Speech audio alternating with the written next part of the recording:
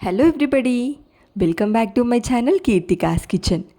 ఈరోజు వీడియోలో పిల్లలు స్నాక్స్ అడిగితే అప్పటికప్పుడు గోధుమ పిండితో ఈ టేస్టీ స్నాక్ రెసిపీని చేసి పెట్టండి. ఇష్టంగా తింటారు. చాలా చాలా సింపుల్ అండ్ టేస్టీ రెసిపీ. దీనికోసం ఒక 2 టమాటాలను 5 మినిట్స్ ఉడికించుకోవాలి. ఒక 5 నిమిషాలు ఉడికించిన తర్వాత చల్లారితే మనకు ఇలా పైన పొట్టు ఊడొస్తుంది. ఇలా తొక్క మొత్తం తీసేసేయాలి.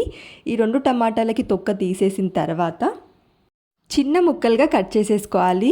ఇలా కట్ చేసిన టమాటాలని మిక్సీ జార్లో వేసేసుకొని ఫైన్ ప్యూరీగా, అస్సలు ఎక్కడా కూడా టమాటా లేకుండా మెత్తగా గ్రైండ్ చేసేసుకోవాలి. ఈ ప్యూరీని ఇప్పుడు ఏదైనా ఒక బౌల్లోకి వేసేసుకోవాలి. ఇప్పుడు ఈ ప్యూరీలోనే మనం కొంచెం టేస్ట్కి తగ్గట్టు ఒక 1/2 టేబుల్ స్పూన్ సాల్ట్ వేసేసుకొని గోధుమ పిండిని వేసేసుకోవాలి. ఇందులో గోధుమ పిండికి ఎటువంటి కొలత ఉండదు. ఈ టొమాటో ప్యూరీకి సరిపోయేంత విధంగా గోధుమ పిండి కొంచెం కొంచెంగా వేసుకుంటూ మనం చపాతీ పిండి ఏ విధంగా అయితే కలుపుకుంటామో అదే కన్సిస్టెన్సీలో కలుపుకోవాలన్నమాట. సో ఇక్కడ గోధుమ పిండికి ఎటువంటి కొలత లేకుండా కొంచెం కొంచెం పిండి వేసుకుంటూ సాఫ్ట్ చపాతీ పిండి ముద్దలాగా కలుపుకోవాలి. ఇలా కలుపుకున్న పిండి పైన ఏదైనా ఒక క్యాప్ పెట్టేసి 10 మినిట్స్ నాననివ్వాలి. ఇలా నానడం వల్ల చపాతీ లేయర్గా వచ్చి చాలా సాఫ్ట్గా ఉంటుంది. ఇక 10 మినిట్స్ తర్వాత ఇప్పుడు మరలా ఒకసారి ఈ పిండిని సాఫ్ట్గా ఒత్తుకోవాలి. ఇలా కొంచెం 1 నిమిషం పాటు ఒత్తుకున్న తర్వాత ఈ పిండిలో నుంచి చిన్న చిన్న రౌండ్ బాల్స్గా చేసుకోవాలి. ఇలా చేసుకోవడం వల్ల అన్నీ ఒకే సైజులో వస్తాయి.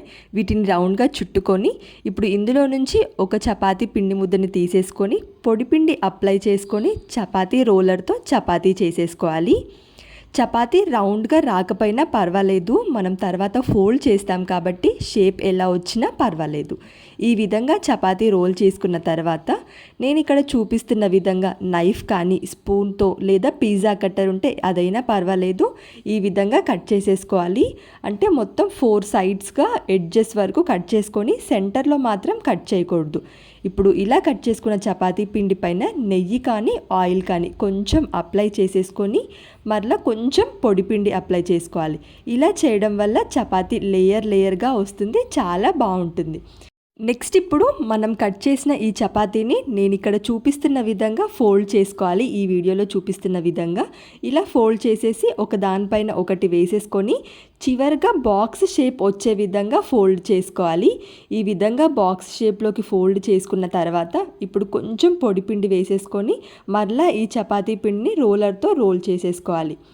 ఇలా కొంచెం పల్చగా అయ్యే విధంగా రోలర్తో బాక్స్ షేప్లో వచ్చే విధంగా బాగా రోల్ చేసేసుకోవాలి. పల్చగా బాక్స్ షేప్లో వచ్చే విధంగా ఈ చపాతీ పిండిని రోలర్తో ఒత్తుకోవాలి. ఈ విధంగా రోలర్తో రోల్ చేసుకున్న తర్వాత వేరే ప్లేట్లోకి తీసేసుకొని మిగతా అన్నీ కూడా ఇదే విధంగా చేసుకొని పక్కన పెట్టుకోవాలి. ఇప్పుడు వేరే ఒక ప్లేట్లో 2 ఎగ్స్ని క్రాక్ చేసుకోవాలి. 2 కాకపోతే ఒకటైనా పర్వాలేదు. ఇలా 2 ఎగ్స్ వేసుకొని ఇందులో ఒక 1/2 టేబుల్ స్పూన్ సాల్ట్, కొంచెం కొత్తిమీర ఇంకా కరివేపాకు కట్ చేసి వేసేసుకోవాలి. ఇప్పుడు ఈ ఎగ్స్ని బాగా బీట్ చేసేసుకోవాలి. ఈ ఎగ్ మిక్చరు కొంచెం గట్టిగా అనిపిస్తే ఇందులో పాలైనా లేదా కొన్ని వాటర్ అయినా, 1 టేబుల్ స్పూన్ వాటర్ అయినా వేసుకొని బాగా బీట్ చేసేసుకోవాలి. ఇప్పుడు కడాయిలో ఒక 2 లేదా 3 టేబుల్ స్పూన్ల ఆయిల్ వేసుకోండి. ఆయిల్ వేసుకొని మనం ముందుగానే రోల్ చేసి పెట్టుకున్న చపాతీని ఈ ఎగ్ మిక్చర్లో 2 వైపులు కూడా బాగా ఈ ఎగ్ మిక్చర్ బాగా అప్లై చేసేసుకోవాలి.